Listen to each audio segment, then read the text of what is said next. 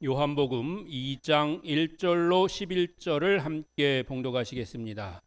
사흘째 되던 날 갈릴리 가나에 혼례가 있어 예수의 어머니도 거기 계시고 예수와 그 제자들도 혼례의 창함을 받았더니 포도주가 떨어진지라 예수의 어머니가 예수에게 이르되 저들에게 포도주가 없다 하니 예수께서 이르시되 여자여 나와 무슨 상관이 있나이까 내 때가 아직 이르지 아니하였나이다.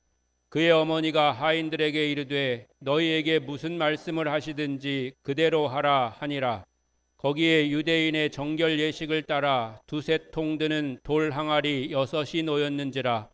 예수께서 그들에게 이르시되 항아리에 물을 채우라 하신즉 아기까지 채우니 이제는 떠서 연회장에게 갖다 주라 하심에 갖다 주었더니 연회장은 물로 된 포도주를 맛보고도 어디서 났는지 알지 못하되 물 떠온 하인들은 알더라. 연회장이 신랑을 불러 말하되 사람마다 먼저 좋은 포도주를 내고 취한 후에 낮은 것을 내거늘 그대는 지금까지 좋은 포도주를 두었도다 하니라. 예수께서 이 첫 표적을 갈릴리 가나에서 행하여 그의 영광을 나타내심에 제자들이 그를 믿으니라. 아멘. 할렐루야. 오늘은 가나에서 일어난 사건에 대한 말씀입니다. 여기 계신 중년들 중에는 가나라고 하면 가나 초콜릿을 떠올리는 분도 여러 계실 겁니다. 초콜릿의 가나는 아프리카 가나입니다. 아프리카 가나에서는 초콜릿의 원료인 질 좋은 코코아가 많이 생산된다고 합니다. 얼마 전에 가나 대통령이 왔었거든요. 우리나라 대통령 만나러. 당연히 저 만나러 오진 않았겠죠. 그때 우리나라 대통령이 가나 대통령한테 우리나라에도 가나 초콜릿 있어요 이렇게 보여줬거든요. 그랬더니 가나 대통령이 그거 말고 진짜 가나 초콜릿 좀 한번 드셔보세요 이렇게 또 갖다 주고 그랬어요. 전혀 모르시죠 여러분은? 옛날 기도와 말씀만 보시느라고 텔레비 같은 건 안 보시죠? 네, 존경합니다. 시사에도 좀 관심 좀 가지세요. 근데 그보다 더 뚜렷이 생각나는 것 하나가 있는데요. 가나 초콜릿 광고입니다. 이름하여 트렌치 코트와 첫사랑 이라는 광고가 있었습니다. 트렌치 코트를 입은 그런 남자 같은 그런 남자인지 확실히 구별되지는 않지만 그런 사람 품에 아주 당대의 유명하고 예쁜 여배우들이 찍은 그런 광고죠. 채시라, 이미연 뭐 이런 분들이죠. 아마 이건 다 생각나실 거예요. 시사는 몰라도 성경은 헷갈려도 이런 건 잘 생각이 나더라고요. 그런데 오늘은 성경의 가나입니다. 성경의 가나는 갈릴리 지역에 위치한 작은 마을입니다. 예수님의 고향인 나사렛에서 북동쪽으로 7km에 위치해 있습니다. 그리고 그 가나는 나사렛에서 갈릴리 호수로 가는 길목에 위치해 있습니다. 지도를 한번 보여주시기 바랍니다. 네, 이게 그 주변 지역 지도거든요. 네, 중간 아래쪽 왼쪽 부분에 나사렛 이렇게 써 있잖아요. 그 나사렛 써 있는 데가 예수님의 고향인 나사렛이고요. 제가 설교 끝나고 보내드릴게요. 사진 찍지 마세요. 굳이. 나사렛이고요. 그 위쪽으로 이렇게 쭉 올라가면 갈릴리 가나 이렇게 써 있잖아요. 그 가나고요. 거기서 오른쪽으로 쭉 나가면 갈릴리 호수인데 예수님이 첫 번째 가신 데가 가버나움이에요. 그러면 예수님이 나사렛에서 갈릴리 호수 가시려면 직접 오른쪽으로 가시지 왜 그랬냐 그랬는데 오른쪽으로 직접 가는 직선도로도 사실은 있습니다. 근데 거기는 너무 험하고 산지 지역이에요. 그래가지고 가나 쪽으로 이렇게 돌아서 위쪽으로 이렇게 올라가야지 되는 그런 길이 원래 나사렛에서 갈릴리로 가는 그런 길입니다. 그런데 그곳 갈릴리 호수로 가는 그런 길목에 있는 가나에서 예수님의 첫 기적이 나타난 것입니다. 근데 특이한 점은 예수님의 첫 기적인 이 가나의 이적을 요한복음만 기록하고 있다는 겁니다. 왜 그러냐 설명하는 것은 우리가 꼭 알아야 될 것은 아니기 때문에 그건 생략하고요. 11절에 보면 예수님께서 가나에서 기적을 행하셔서 영광을 나타내시니 제자들이 그를 믿었다고 기록하고 있습니다. 사람들에게는 이런 특성이 있습니다. 꼭 봐야 믿는 겁니다. 자신이 직접 확인해야만 하는 그런 사람들이 있습니다. 말하는 사람, 전해주는 사람, 증언하는 사람에 대한 신뢰가 없는 겁니다.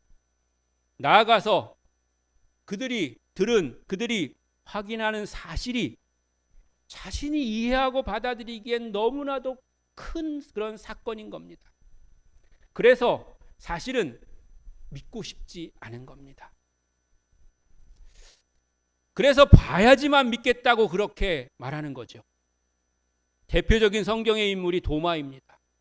우리는 그를 의심 많은 사람이라고 이름을 붙여서 부릅니다.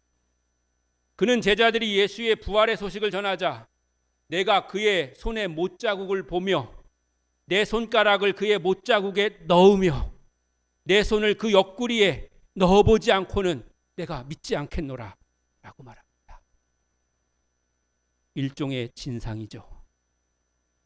그런데 저와 여러분도 그러지 않으리라는 법이 없습니다. 믿음이 좋다고 생각하는 사람일수록 아니면 오래 믿었다고 하는 사람일수록 자신에게 이미 가지고 있는 그런 선입견이 또 그것이 완전히 맞다고 생각하는 그런 고집 때문에 그렇게 되었을 확률이 더 높습니다. 나는 아니지요. 이렇게 생각하시겠지만 주님만이 아실 것입니다. 아무튼 오늘 우리는 갈릴리 지방의 작은 마을 가나에서 열린 한 혼인잔치 자리에 함께 하고 있습니다. 결혼식은 동서고금을 막론하고 인생에서 가장 기쁘고 행복한 날입니다. 요즘도 결혼식을 준비하려면 신경 쓸 일이 한두 가지가 아닙니다. 하객이 얼마나 올지, 음식은 입에 맞을지, 또 비용은 잘 충당이 될지, 예식 순서마다 실수는 없을지 혼주들은 걱정이 많습니다. 예수님 당시 유대 사회에서도 결혼식은 온 마을의 축제였습니다. 하루로 끝나는 것이 아니고 보통 일주일씩 잔치가 이어집니다. 이 긴 잔치에서 가장 중요한 것 중에 하나가 포도주입니다. 당시의 포도주는 음식을 먹을 때 꼭 필요한 음료이기도 하고 사람들의 흥을 돋우는 데 없어서는 안 될 것이었습니다. 유대인들에게 있어서 포도주는 단순한 음료가 아니라 기쁨의 상징이었습니다. 그런데 이 행복한 잔치 한복판에서 청천벽력 같은 일이 벌어졌습니다. 바로 포도주가 바닥난 것입니다.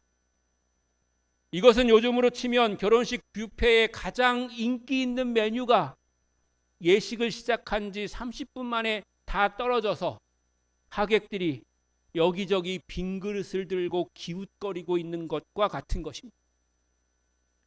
손님을 제대로 대접하지 못하는 것은 신랑 가문에 평생 따라다닐 사회적 수치가 되고 관계의 대위기가 되는 것입니다.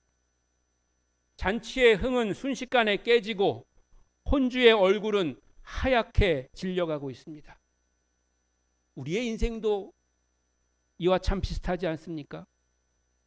겉보기에는 아무 문제 없는 잔치 같습니다.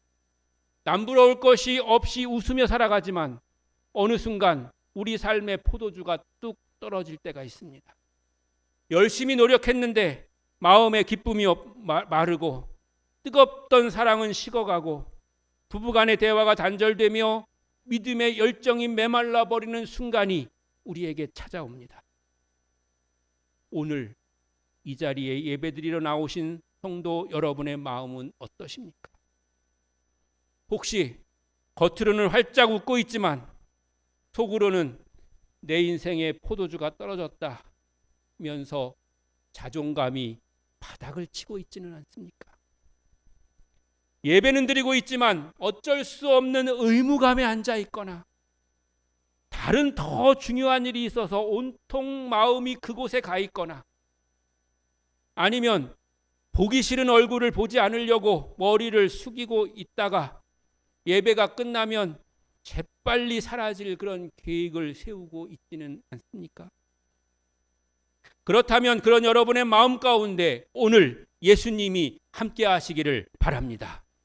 예수님의 말씀이 이적과 표적이 되시기를 바랍니다. 예수님만이 그 인생의 문제를 해결할 분인 줄로 믿습니다. 첫 번째로 예수님은 부족함의 자리에서 영광을 드러내십니다. 혼인잔치의 위기가 찾아왔을 때 예수님의 어머니 마리아가 움직이기 시작합니다. 마리아는 상황을 파악하고 예수님께 나아가서 아주 짧은 한마디를 건넵니다. 본문 3절의 말씀입니다. 포도주가 떨어진지라 예수의 어머니가 예수에게 이르되 저들에게 포도주가 없다. 여기서 우리는 가장 중요한 기도의 본질을 배웁니다. 마리아는 문제를 만났을 때 사람들을 찾아다니면서 아우 이 집 주인은 준비성이 없구만 이렇게 말하거나 가장 중요한 음식도 준비해 놓지 않고 하인들은 그동안 뭐 했담? 이렇게 조롱하거나 책망하거나 나쁜 소문을 퍼뜨리지 않았습니다. 문제를 조용히 그러나 정확하게 예수님께 가지고 나갔습니다. 그리고 예수님께 이래라 저래라 해결책을 요구하지도 않았습니다. 그저 저들에게 포도주가 없다며 결핍의 상태를 정직하게 올려드렸을 뿐입니다. 성도 여러분, 기도는 하나님께 내 문제의 목록을 장황하게 설명하고 하나님을 설득하는 기술이 아닙니다. 그리고 하나님이 그것을 이루시도록 강요하는 것도 아닙니다. 내 힘으로는 채울 수 없는 결핍을 주님 앞에 정직하게 내어놓는 믿음의 행위가 바로 기도인 줄로 믿습니다. 여기서 우리가 주목해야 될 복음이 있습니다. 예수님은 모든 것이 다 완벽하고 풍족한 곳에서만 일하시는 분이 아니라는 것입니다. 오히려 우리의 부족함이 드러난 그 자리, 수치스럽고 당황스러운 바로 그 자리에서 하나님은 영광을 나타내시는 분이십니다. 지나간 어제 그제의 속회공과에서 여러분들이 들으셨던 것처럼 하나님은 완벽한 자만 찾으셔서 사용하지 않으십니다. 때로는 준비되어 있지 않아도, 때로는 원래 선택되었던 사람이 아니었어도 부족한 것이 많을지라도 우리의 상황과 형편 안에서 주님은 때를 따라 부르셔서 하나님의 귀한 일꾼으로 사역자로 쓰시게 되는 줄로 믿습니다. 만약 가나의 잔치에 포도주가 떨어지지 않았다면 어떻게 되었을까요? 잔치는 무사히 끝났겠지만 그 누구도 예수님이 메시아이심을 알지 못했을 것입니다. 제자들이 예수님을 믿는 기적도 일어나지 않았을 것입니다. 그러므로 인간의 결핍은 하나님의 역사가 시작되는 출발점입니다. 그런데 이 은혜를 누리기 위해서 가장 중요한 전제 조건이 있습니다. 예수님이 그 잔치자리에 계셔야 한다는 것입니다. 예수님은 그 잔치에 초대받은 손님으로 와 계셨습니다. 만약에 예수님이 그 자리에 계시지 않았다면 가나의 혼인잔치는 그저 불행하고 수치스러운 기억으로 끝났을 것입니다. 우리는 종종 예수님을 내 삶의 변두리에 모셔둡니다. 평소에는 내 힘으로 잔치를 잘할 수 있다고 그렇게 자신합니다. 그리고 내 마음대로 내 계획대로 내 인생의 잔치를 펼쳐나가는 겁니다. 그러다가 위기가 닥쳐와서야 비로소 주님을 찾습니다.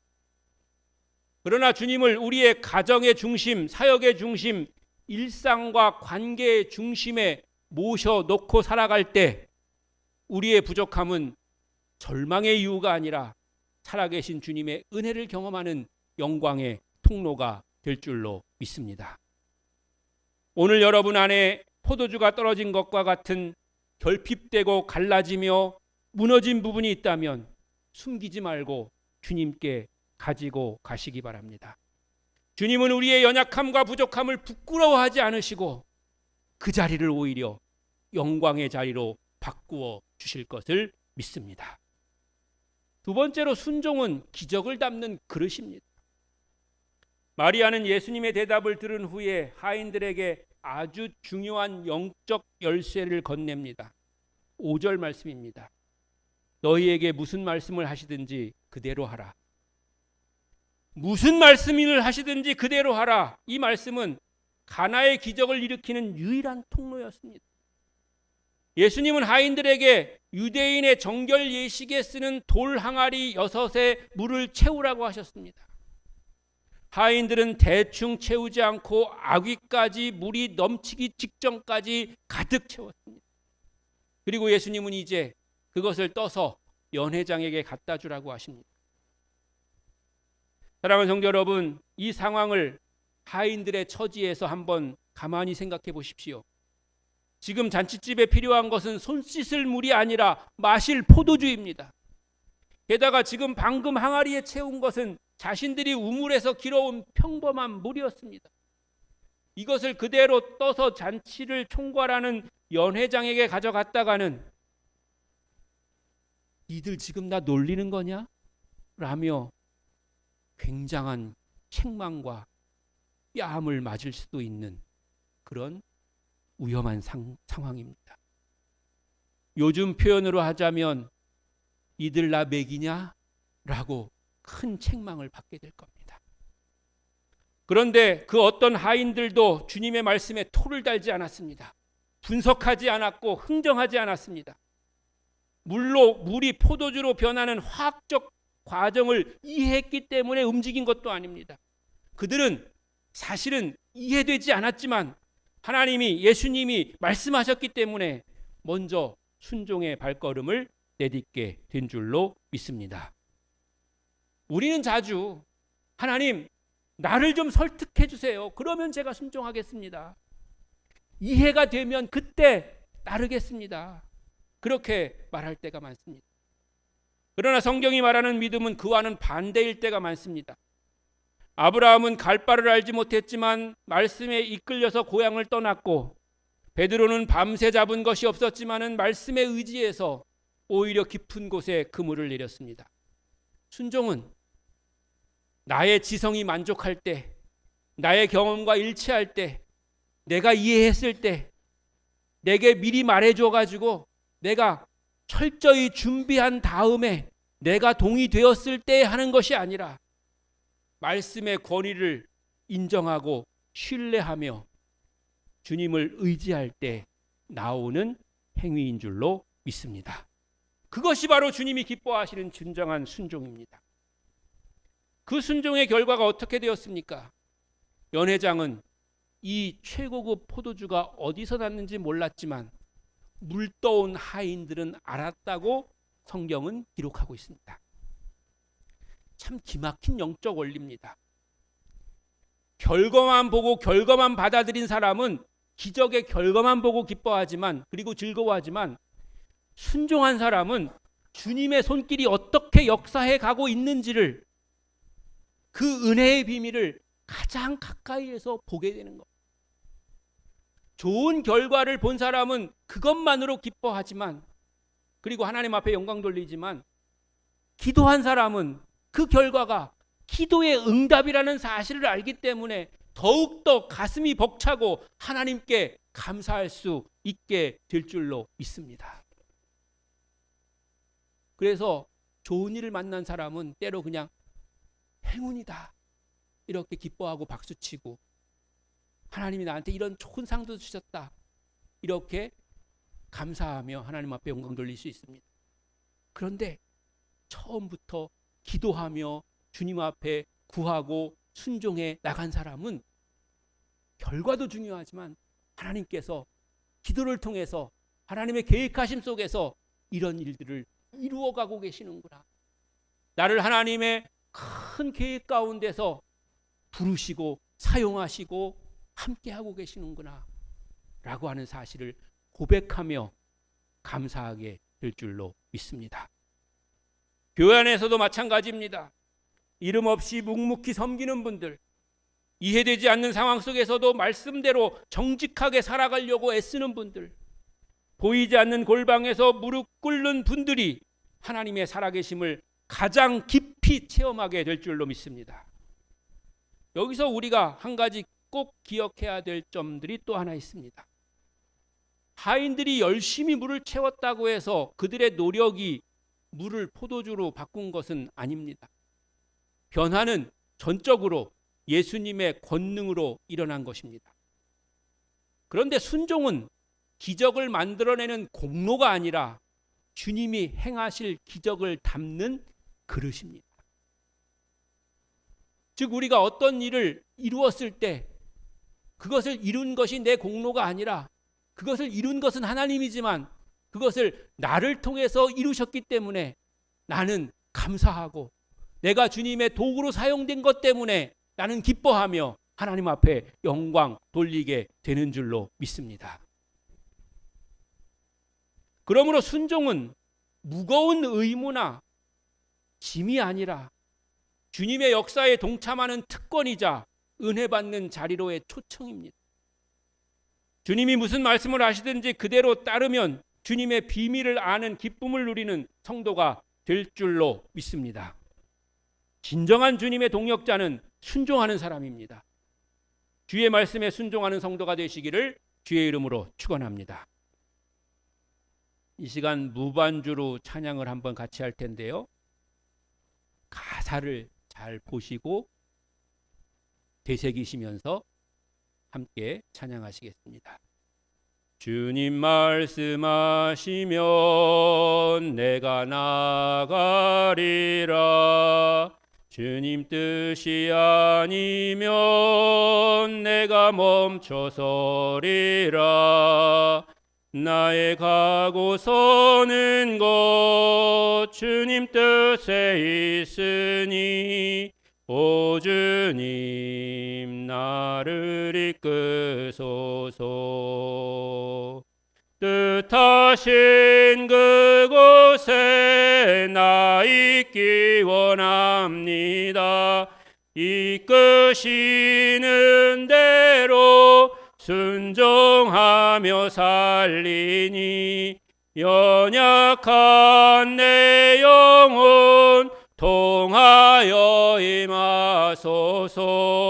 주님 나라와 그 뜻을 위하여 오 주님 나를 이끄소서. 아멘. 세 번째로 예수님은 정결의 물을 새 언약의 기쁨으로 바꾸십니다.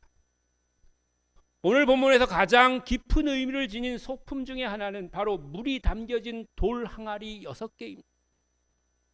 요한은 이 항아리들이 유대인의 정결 예식을 따라 놓인 것이라고 굳이 설명하고 있습니다. 유대인들은 외출하고서 돌아오면 밖에서 묻은 지저분하고 더러운 것 또한 부정함을 씻기 위해서 이 항아리의 물로 손발을 씻었습니다. 이 정결 예식은 예수님이 인간이 하나님 앞에 깨끗해져야 한다는 율법을 따르는 행위입니다. 그러나 여기서 우리가 알 수 있는 것은 씻고 돌아서면 또다시 더러워지는 인간의 한계, 즉 율법의 행위로는 인간을 근본적으로 변화시킬 수 없다는 그런 율법의 일시성, 한계성, 공허함을 상징적으로 우리에게 보여주는 것입니다. 그런데 예수님은 바로 그 정결 예식의 물, 즉 일시적이었던 그리고 한번 쓰면 없어져 버리고 말았던 그런 것을 영원한 기쁨의 그리고 구원의 상징으로 우리에게 바꾸신 줄로 믿습니다. 이는 구약의 율법이 가리키던 참된 정결과 구원의 기쁨이 이제 예수님 안에서 온전히 성취되고 완성되었다고 하는 것을 말씀하고 계신 겁니다. 종교적인 형식과 율법의 의무 아래서 메말라가던 인생들이 예수님을 만나서 참된 하늘의 기쁨을 맛보게 된 것입니다. 포도주를 맛본 연회장은 감탄하며 신랑을 불러서 이렇게 말합니다. 본문 10절의 말씀입니다. 신랑, 대부분의 사람들이 먼저 좋은 포도주를 내놓고 취한 후에 질이 낮은 것을 내주거늘 그대는 지금까지 좋은 포도주를 두었구나. 이 구절은 예수님 안에서 시작된 하나님의 나라의 풍성함이 어떠한지를 보여줍니다. 세상이 주는 기쁨은 대개 처음에는 아주 달콤하고 화려합니다. 죄의 유혹도 그렇습니다. 처음에는 인생을 짜릿하게 만들어줄 것처럼 우리에게 다가옵니다. 그러나 시간이 갈수록 미천이 드러나고 결국에는 씁쓸함과 공허함만 남깁니다. 반면에 예수님이 주시는 은혜는 어떻습니까? 갈수록 깊어집니다. 처음보다 나중이 더 훨씬 더 좋아집니다. 주님과 동행하는 삶은 세월이 흐를수록 고난의 터널을 통과하면 통과할수록 십자가의 깊은 신비를 배워가면 배워갈수록 더 깊고 진하고 깊은 맛을 내게 되는 줄로 믿습니다. 시간이 흐를수록 낡아지는 세상의 가치와는 달리 복음의 은혜는 날마다 새롭고 날마다 풍성해지는 줄로 믿습니다. 훗날 예수님께서는 십자가를 지시기 전에 마지막 만찬 자리에서 제자들에게 잔을 들어 나누시면서 이 잔은 내 피로 세우는 새 언약이라고 말씀하셨습니다. 가나의 혼인잔치에서 흘러넘친 포도주는 장차 십자가에서 완성될 새 언약의 풍성한 기쁨과 구원의 은혜를 미리 보여주는 거룩한 예고편이었던 것입니다. 율법의 마른 물을 복음의 새 포도주로 바꾸어 주시는 주님 안에서 세상이 줄 수 없는 참된 만족을 누리시기를 바랍니다. 오늘 말씀의 결론인 요한복음 2장 11절은 이렇게 맺어집니다. 예수께서 이 첫 표적을 갈릴리 가나에서 행하여 그의 영광을 나타내심에 제자들이 그를 믿으니라. 아멘. 요한은 이 사건을 단순한 기적이 아니라 예수님이 누구신지를 가리키는 첫 번째 표적이라고 부릅니다. 이 표적의 목적은 사람들이 포도주 맛에 감탄하는 데 그치지 않고 그 일을 행하신 예수님의 영광을 보고 그분을 메시아로 믿게 하는 데 있었던 것입니다. 사랑하는 성도 여러분, 오늘 우리의 삶을 돌아봅시다. 혹시 여러분의 심령이 유대인의 정결 예식에 쓰였던 돌 항아리처럼 메마르고 차갑게 비어 있지는 않습니까? 열심히 종교 생활은 하지만 감격이 없고 가정과 일터에서 기쁨의 포도주가 떨어져 방황하고 있지는 않습니까? 여러분에게 있는 문제를 숨기지 마십시오. 여러분의 빈 항아리를 그대로 가지고 주님 앞에 나아가십시오. 그리고 주님, 내게 기쁨이 없습니다. 주님, 내게 사랑이 부족합니다. 주님, 나의 믿음 없음을 도와주시옵소서 라고 정직하게 고백해야 합니다. 그리고 주님이 내게 요구하시는 작은 순종에 한 걸음 한 걸음을 내딛기 시작하시기를 바랍니다. 비록 그것이 우물에서 물을 길어 올리는 것처럼 평범하고 사소해 보일지라도 말씀에 의지하여 항아리를 채우고 발걸음을 옮길 때에 주님의 기적은 시작되게 될 줄로 믿습니다. 세상은 갈수록 메말라가고 우리를 공허하게 만듭니다. 그러나 우리의 주님은 갈수록 더 좋은 은혜를 우리에게 채워주시는 분이신 줄로 믿습니다. 주님은 우리의 빈 항아리 같은 삶을 새 언약의 기쁨과 하나님의 영광을 담는 그릇으로 바꾸어 주실 줄로 믿습니다. 그 주님을 온전히 믿고 의지하며 날마다의 삶의 자리에서 잔치의 기쁨을 누리는 복된 성도가 되시기를 주님의 이름으로 간절히 축원합니다.